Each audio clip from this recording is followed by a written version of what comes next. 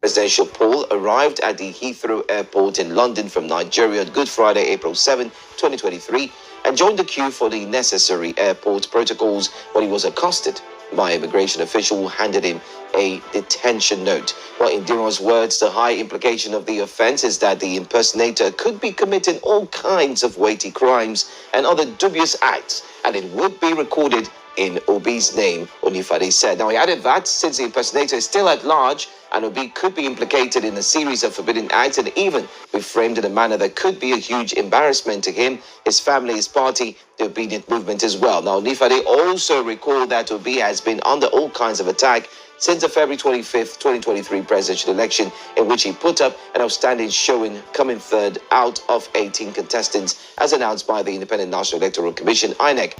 Well, joining us now is political analyst and one who has followed very closely the obedient movement as well. Naimeka Obiareri is here in the studios live with me. Thank you for being here. Thanks for having me. All right, so let's start off first. We've seen the statement that was released by the media team member who did say that Obi has indeed faced a series of backlash since he actually, after the elections. Let's look at this recent one, an impersonator in the United Kingdom, a place where he lived for quite a while. What are your thoughts on this and these attacks? What does it show? Is it as a result of what the Labour Party has taken to court? I think what is happening here is very grievous. Let us even look at the situation here. Impersonation. You don't impersonate somebody of obese status so lightly. It simply means somebody is carrying an identity that represents P2B. And for such a person to have such identity, it must be something that is happening at the topmost level in Nigeria. The Nigerian passport is not something that can easily be faked. The Nigerian passport is not something that can be easily faked. The biometrics, the chips inside it, the only persons that can provide a double identity impersonate will be are those at the highest level in Nigeria. And that is how grievous it is. And, all these things they are trying to do or they are doing is just to see how they can frustrate him, how they can demoralize him, how they can break him. But these guys are dealing with the wrong guy. It will be a rock. They cannot easily break him. It's in a serious and the honest nation where things are done in the very transparent manner. By now, there should be high-level investigation. In fact, the whole apparatus, security apparatus in Nigeria should be at a high alert, investigating to find out how this happened. Unfortunately, we are here in Nigeria. Some people have said that this country is a crime scene, an active crime scene. This is exactly what is happening here. They've done everything. They asked him to go to court, and the guy had gone to court. He's in court, presented his case, waiting for the tribunal to start proceedings. But they are not comfortable. Let me tell you, it's like an armed robber who stole your goods. You've discovered the goods that have been stolen. You've seen where it is hidden. And they in order not to make sure that you do not prove it, they will want to do everything to take you out. But I can tell you for sure that P2B is unbreakable. They can do whatever they can do. But I can tell you, this country, the fight is the fight for the soul of Nigeria. The fight is for this fight to save this country. KPM just came up with a report. 40% of our Nigerians are unemployed.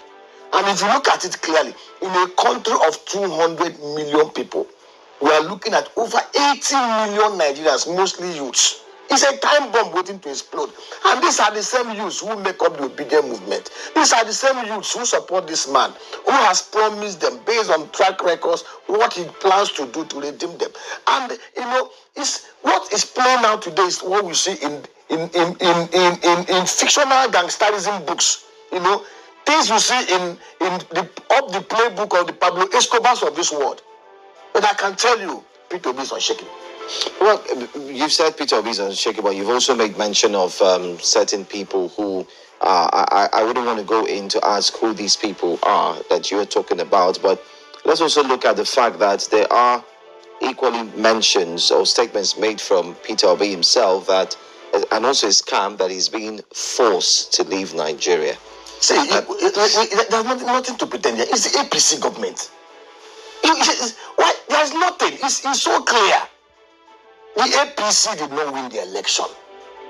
The election... But the Independent National Electoral Commission... INEC selected who they wanted. See, the facts are there. See, on record, from November till January, the INEC chairman was very emphatic when it was rumored that they are not going to use the IRF portal to upload results. Preceding the presidential election, we saw elections in Ekiti, we saw in Osun, we saw in Anambra, and in each of these elections that preceded the February 25th election, results were uploaded real time, on time.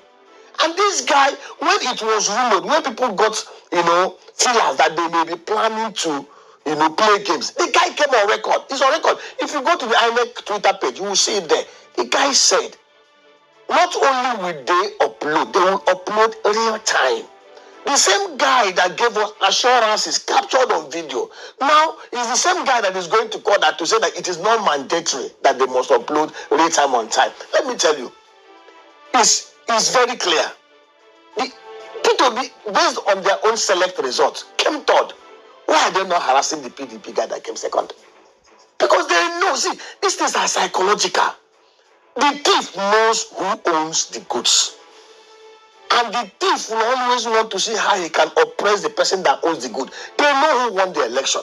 So, Lai Mohammed, for the first time, he had been very silent. He went to the US, to the market P2B, to label him, for committing treasonable offense. That cannot be proved. This man had conducted himself in the noblest manner anybody can think of. He is one guy. In fact, the only person before him who has behaved the way he behaved was the late President Yar'Adua, the good man. Yar'Adua came to power in 2007.